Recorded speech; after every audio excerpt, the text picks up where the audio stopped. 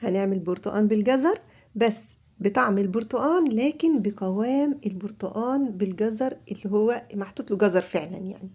يلا كده نبدأ. بسم الله ما شاء الله ولا قوة إلا بالله. عندنا كيلو من الجزر، هنقطعه شرايح بالشكل ده على قد ما تقدري. صغري الحجم علشان يستوي معاكي بسرعة. هنحط بقى مية، وهنحط 3 كوبايات من السكر. الكمية دي كمية مركزة علشان انا هخففها بالمية بعد كده. تمام. هشيل كده اي بذور علشان متمررش معايا، وهحطه على النار يستوي تماما. هروح بقى على العصارة بتاعتي، او هقشر البرتقال لو ما عنديش العصارة دي. هنقشر البرتقال لحد ما نشيل الابيض اللي تحت القشرة، لانه بيعمل مرارة. تمام. يعني هقشر لحد اللحم.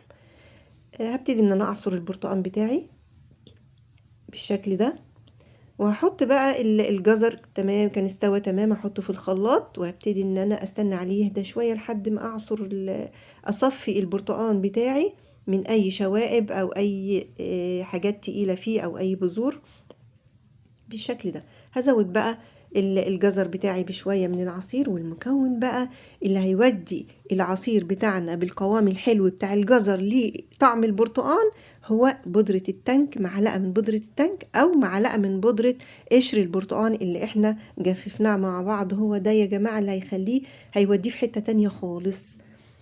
هبتدي بقى ان انا اخزنه بالشكل ده خام ومركز. هحطه في اكياس او هحطه في علبة. طبعا اذا كان علب بيكون افضل، لانك بتاخديه زي ما انت شايفه كده بالمعلقه، وتحطي في الكوبايه وبتضيفي ميه وبتقلبي وتشربي احلى عصير فريش.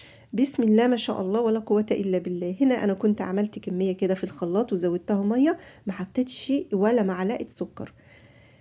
طلع مظبوط جدا معايا، ومن غير اي اضافات تانية، ومن غير اي مواد حافظة، ومن غير الوان صناعية، ومن غير ما اشتري من بره وما اعرفش ايه نظافته. لكن كده بسم الله ما شاء الله حاجة معمولة في البيت وبطريقة نظيفة وبطريقة يعني زي ما انت عايزة بتعمليه. بسم الله ما شاء الله حاجة كده ولا اروع.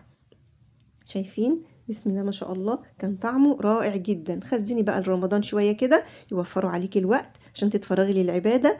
وبالهنا والشفا. بسم الله ما شاء الله ولا قوة إلا بالله.